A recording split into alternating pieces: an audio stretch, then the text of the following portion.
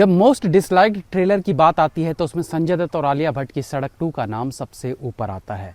लेकिन इसका कारण खराब ट्रेलर से ज़्यादा लोगों का नेपोटिज्म को लेकर गुस्सा था और उस वक्त आलिया भट्ट को नेपोटिज्म के ब्रांड एम्बेसडर की तरह देखा जा रहा था। डिसलाइक का सबसे बड़ा कारण था सुशांत सिंह राजपूत की मृत्यु, जो एक आउटसाइडर था और ऐसा माना जा रहा था कि एक आउटसाइडर जो अच्छा काम कर रहा था उसका हक नेपो किड्स मार रहे थे। ऐसे में सुशांत की मृत्यु ने ऑडियंस का पारा चढ़ा दिया। नतीजा के इस ट्रेलर को 12 मिलियन से ज्यादा डिसलाइक्स मिले थे और ये रिकॉर्ड आज भी कायम है। इन फेक गुरुओं की वजह से मैंने किसी अपने को खोया। इन सबसे अलग भी ये फिल्म बहुत स्लो पेस में थी और कहानी आउटडेटेड थी और एक हिट फिल्म का पुअर सीक्वल थी, तो फिल्म को भी खराब रिस्पांस मिला था। लेकिन हमारा आज का टॉपिक है टेक्निकली ट्रेलर कैसा बना है, उसका इम्पैक्ट फिल्म पर कैसा पड़ता है। अभी हाल ही की 2 फिल्में जताधरा और कंगुआ फिल्म के ट्रेलर को नेगेटिव रिस्पांस का सामना करना पड़ा। हालांकि कंगुआ एक पीरियड फिल्म थी, सूर्या, कार्ति और बॉबी देओल जैसे बड़े नामों के बावजूद फिल्म चल नहीं पाई, वो अलग मैटर है। लेकिन इतने बड़े स्टार्स होने के बाद ट्रेलर भी इम्प्रेस नहीं कर पाई। कारण था पुअर वीएफएक्स, खराब ट्रेलर कट। एक कोई ऐसा मोमेंट नहीं था जहां गूज़बम्प्स फील हो सके, जबकि ये एक एक्शन ड्रामा फिल्म थी।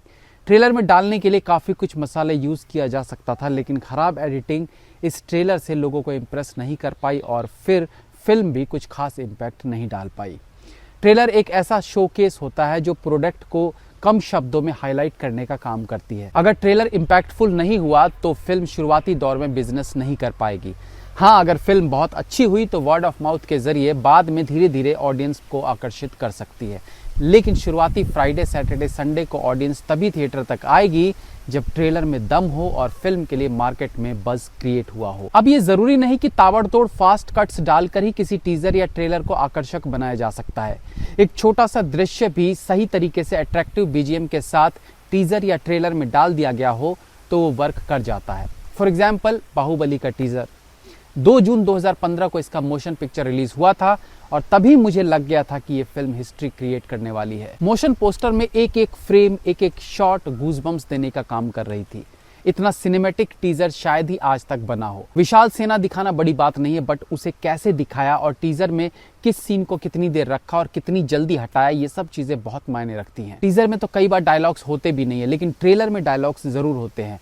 एंड अगेन, ट्रेलर में dialogue selection one of the most important part होता है ट्रेलर को एंगेजिंग बनाने के लिए।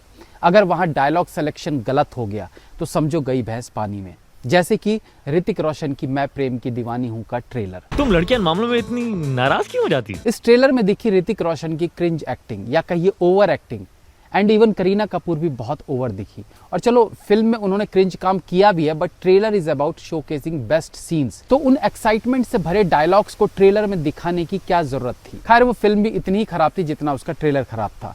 अगर हम पुरानी फिल्मों के ट्रेलर पर जाएं तो शाहरुख खान की डॉन एक अच्छे और अट्रैक्टिव ट्रेलर का बेस्ट एग्जाम्पल है। ब्लिंक करते शुरुआती 40-50 सेकंड में जिस तरीके से शाहरुख खान की एंट्री को दिखाया गया, वो भी शाहरुख खान के वॉइस ओवर में वो कमाल था। ऊपर से डॉन वर्ड का यूज करके जो बैकग्राउंड म्यूजिक बनाया गया, वो सीन को इतना जबरदस्त बना रहे थे कि ना चाहते हुए भी आप फिल्म देखने के लिए एक्साइटेड हो जाते। ऑफ कोर्स शाहरुख खान तो एक रीजन थे ही फिल्म लोगों को आकर्षित करती, but trailer was damn good. आज की फिल्मों के ट्रेलर पर नजर डाले तो यस, केजीएफ 2 का टीजर सबसे ज्यादा अट्रैक्ट करता है, जिसको 280 मिलियन व्यूज मिले थे। स्लो पेस में शुरू हुए इस ट्रेलर ने धीरे धीरे रफ्तार पकड़ी। फास्ट कट्स के साथ सिनेमेटिक सीन्स का यूज और एक पावरफुल लाइन जो वॉइस ओवर में सुनने को मिलती है कि powerful people come from powerful places, इस ट्रेलर को बेहतरीन तरीके से पेश करने में कामयाब रहती है। इस ट्रेलर का बज़ भी था क्योंकि केजीएफ 1 ने बॉक्स ऑफिस को हिला के रख दिया था। ऐसे में लोगों को केजीएफ 2 से बहुत आशाएं थी, बट केजीएफ 2 ने ऑडियंस को निराश भी नहीं किया। वहीं सालार के ट्रेलर पर भी बात की जा सकती है, जिसे अगेन कई मिलियन व्यूज मिले थे। ये ट्रेलर बहुत कारगर साबित हुआ था।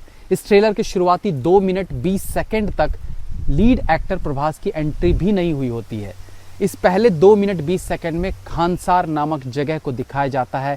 यहाँ की राजनीति, उत्तराधिकारी और अंदरूनी दुश्मनों के पनपने को दिखाया जाता है, जिसमें ऑफ कोर्स डायलॉग, बीजीएम और विजुअल्स प्रभावित करते हैं। ट्रेलर की बात हो रही है तो हाल ही में रिलीज्ड धुरंधर के ट्रेलर पर चर्चा ना हो, ऐसा कैसे हो सकता है। कई सालों बाद धुरंधर के रूप में एक ऐसा ट्रेलर देखने को मिला जिसकी कहानी का रत्ती भर भी पता ना चले बिना पूरा ट्रेलर इतना एंगेजिंग लगा इतना पावरफुल लगता है कि पूछिए मत। ऐसा ही हाल था पुष्पा और एनिमल जैसी फिल्मों का, पावरफुल, इम्पैक्टफुल, मीनिंगफुल और एंगेजिंग। ट्रेलर में अगर पूरी कहानी दिखा दी गई हो तो फिर ऑडियंस का फिल्म के लिए इंटरेस्ट कम हो जाता है। जैसे हाल ही में रिलीज कपिल शर्मा की फिल्म दादी की शादी फिल्म का ट्रेलर, जो आई फील इस डेकेड का सबसे खराब ट्रेलर है। इतना स्लो, इतना लो फील कराने वाला, एंड मोस्ट इंपॉर्टेंट ऐसा लगा मानो फिल्म के हर 10 मिनट के बाद आने वाले सीन को ट्रेलर में दिखा दिया गया है। फिल्म खत्म होने तक हर सीन को ट्रेलर में दिखाया गया है। पूरी फिल्म की कहानी इस ट्रेलर में ही समझ आ जाती है। ऊपर से कपिल शर्मा के होते हुए एक आध जगह छोड़ दे तो कोई भी फनी सीन फील नहीं होता। इस तरह के ट्रेलर वाली फिल्म की शुरुआती कमाई कम हो जाती है, और अगर फिल्म भी डल हुई तो आगे भी ऐसी फिल्में कमाई नहीं कर पाती हैं। सुभाष घई ने खलनायक 2 अनाउंस की है, और मुझे लगता है कि इसकी ज़रूरत क्या थी।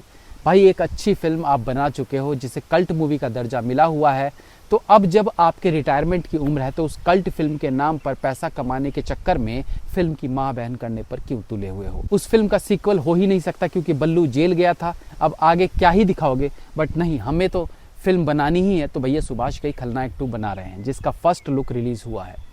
अब फर्स्ट लुक से ही फिल्म के लिए धारणाएं बनने लगी हैं। उस खलनायक के संजय दत्त और इस खलनायक के संजय दत्त की पर्सनैलिटी में अब जमीन आसमान का अंतर आ चुका है। इस फर्स्ट लुक में संजय दत्त के लंबे बाल और पुराना डायलॉग कि 10 बजे बल्लू भाग जाएगा बिल्कुल असर नहीं छोड़ पाती है। I mean may be trailer teaser में कुछ खास हो, लेकिन फर्स्ट लुक प्रभावित नहीं करती है। इसका बीजीएम पुरानी खलनायक के नजदीक रहता है, बट इतना काफी नहीं है। तो कहने का मतलब है कि ट्रेलर का अच्छा और बुरा होना फिल्म को इफेक्ट करता है, भले लंबे समय के लिए नहीं, लेकिन शुरुआती 3 दिन की बॉक्स ऑफिस कमाई कैसी रहेगी, इसमें ट्रेलर का महत्वपूर्ण योगदान होता है। Have a nice day.